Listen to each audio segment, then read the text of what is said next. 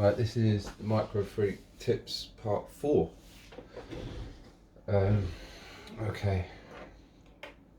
So the first one is tremolo and vibrato.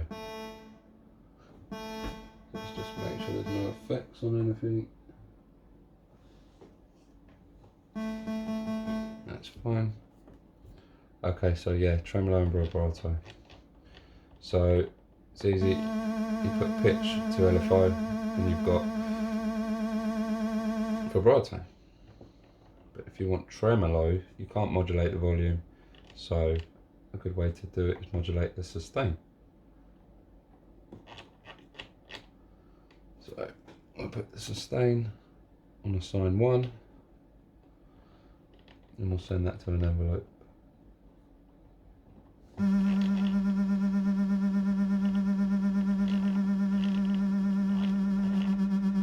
So you don't have to pick and choose, you can have both.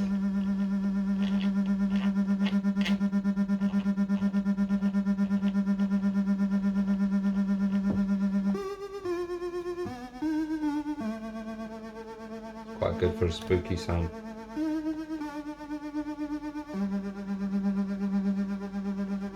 Alright, so the next trick is slightly more complicated.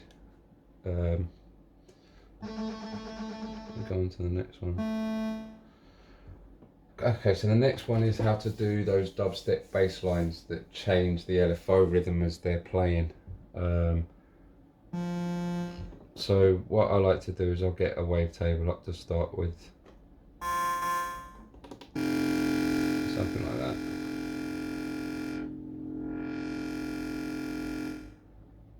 Pull the cutoff down a bit. And we're going to assign an LFO to the cutoff, but we're going to do it negative for now. And we're going to put it on a ramp so it stabs.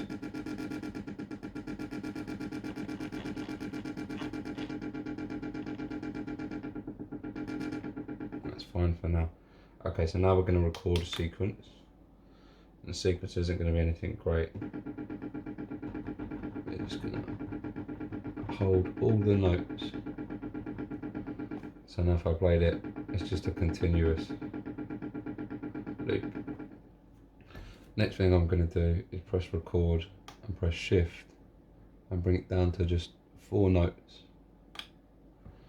And then the next thing I'm going to do is go into utility. Oh, take record off. Go into utility, go into preset, and you want to turn. Sorry, 1 second. There you go, you want to turn LFO retrigger onto legato. You want to turn envelope onto legato as well. Okay, now we've done that. Next thing you want to do is make sure that the time division is in 1/2. Okay, so now we can start editing it. If you press record again, you can scroll through it step by step. You have to wait for the step to finish before you hear the next one. So that's step 1. But what we want to do with step 1 is, first of all, we want to decrease the rate.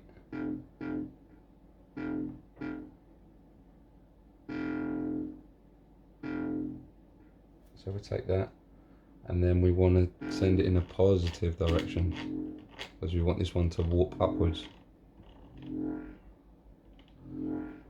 Okay, so that will do for now. We'll come over and check it and refine everything, but we'll go to step 2.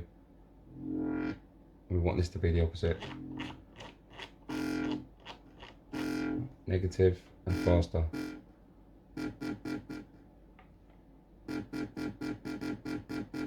Okay, so before we edit any further, let's listen to it.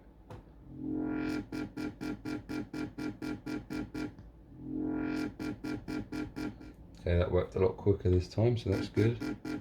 Let's put the third one on a little bit faster. So now we've got a little.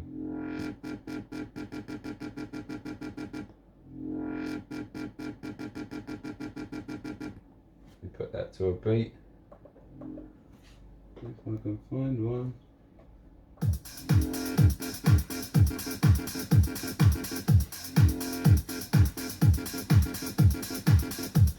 Right, so now further you could extend that. You could make the steps longer, And if I indeed did that now, it should carry on from the last one, so it will carry the speed over.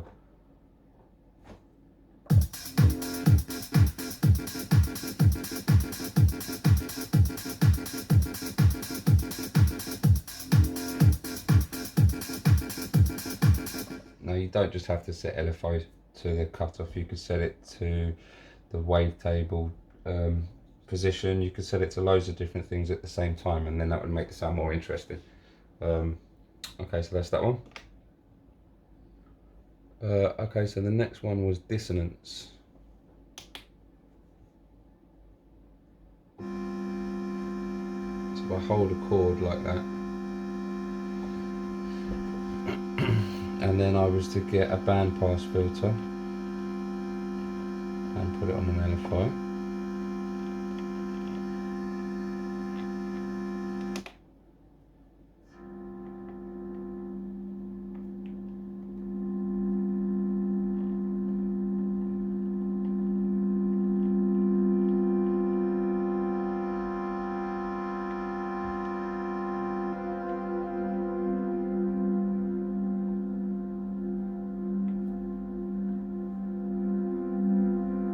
I'd probably compress this if I was bringing it into a DAW.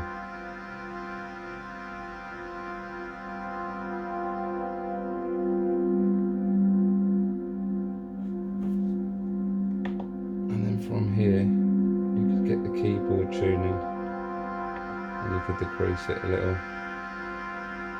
So that's sending pitch to key and arp, and that's shrinking the octave of the keyboard, so that the notes don't correspond to the normal notes. They're a bit more narrow, a bit closer together.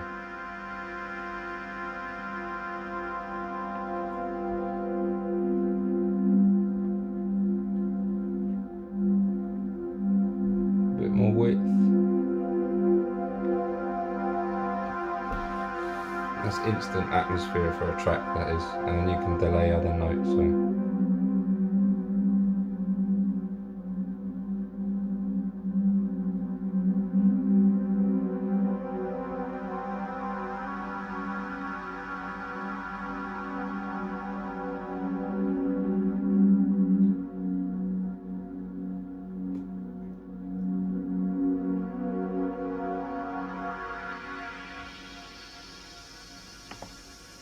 And the trick here is not to modulate it too much, because you don't want it to go from extremes, you want it to kind of stay in the middle of where you put it.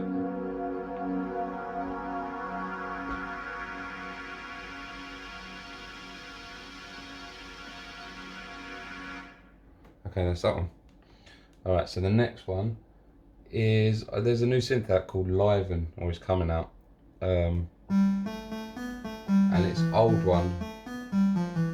The one before it that they made, I can't remember what it's called. I think it's called 8-bit. But it sounds like old 8-bit Game Boys and stuff like that. So my idea was to try and create something similar to it, and I seem to have replicated it pretty well. If you go to basic waves, the idea is that the wave shape changes, and I'll show you what I mean. If you set wave to LFO, you can already start to hear it. And all it's doing here is switching wave sets. But we'll do that faster.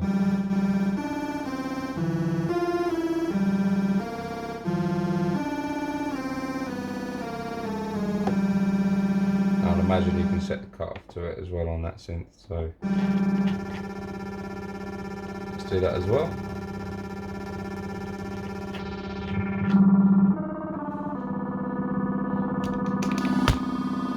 Oops, excuse the camera. There we go.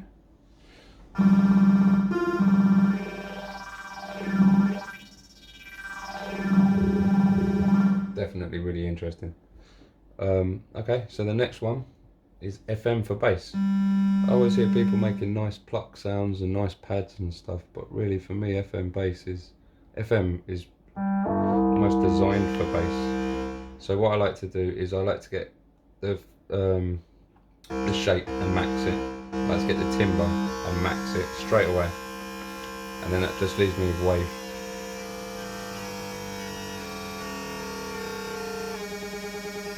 And I like something like that.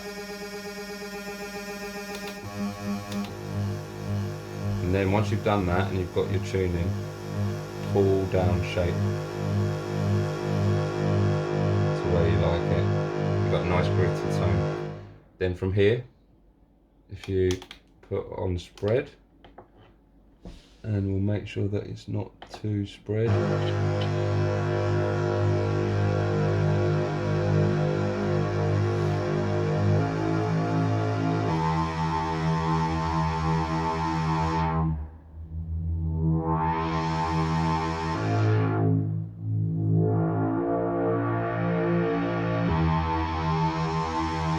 Really nice.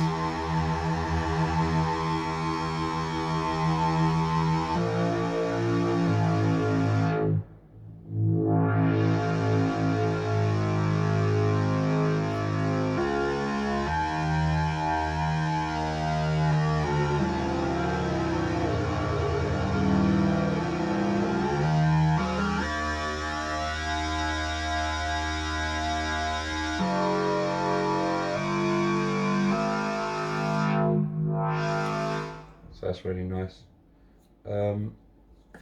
Okay, and the next one is just a simple thing for atmosphere again. I'm going to formant, and we'll just press 2 notes next to each other. I'm going to hold it.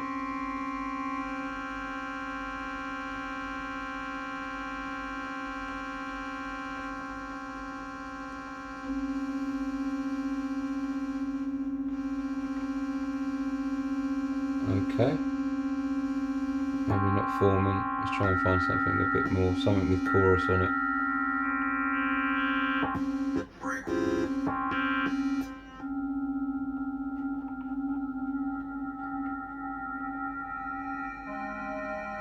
There you go, I accidentally hit a note there. Okay, so now we'll go on to bandpass again.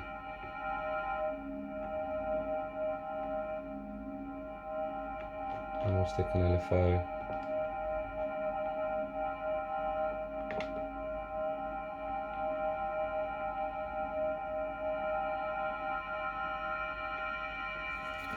Lovely.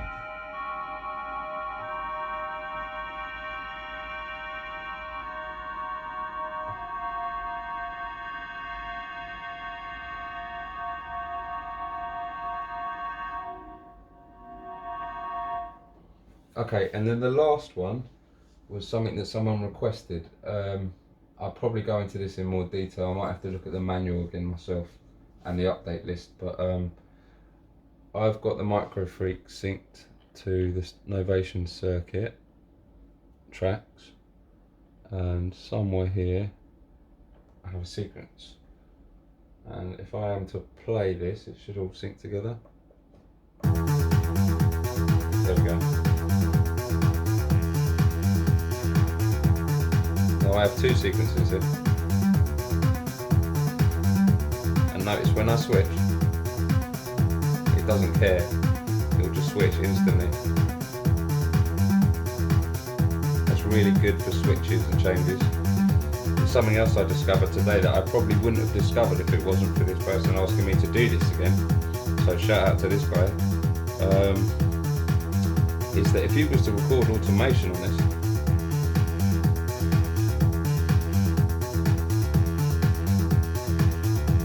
I thought that these two were tied, so if you did automation on here, then it would be on here as well, but that's not the case.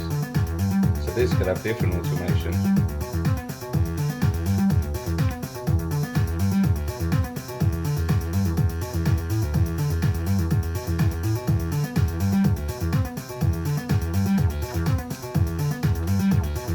So if you go back to this one, you'll notice there's only one module. They're completely different. They're not tied at all, which is really useful.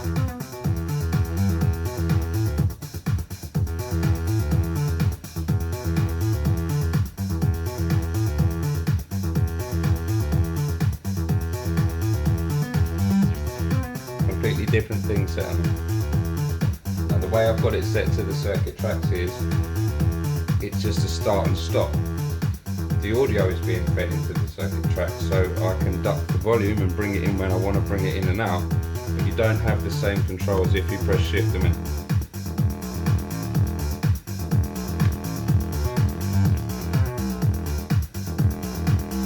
But the switching on the fly is very neat.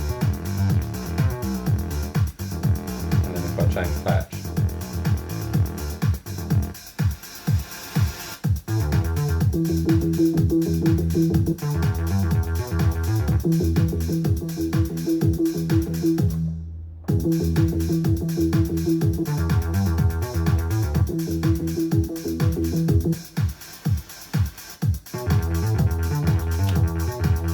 so I'm sure it is possible to do that, but it doesn't seem to stay in time very well.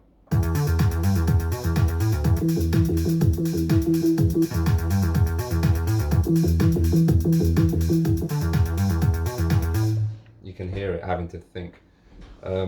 Okay, so that's it for the Microfreak tips for now. I found it hard to do this one because I'm running out of ideas for new ones, but I will try, and I'll definitely be releasing some kind of patch library or pack, because I've seemed to have accumulated over about 200 now, so I might refine them, see if anyone's interested. But like and subscribe, hopefully I'll do more of these videos. Thanks guys.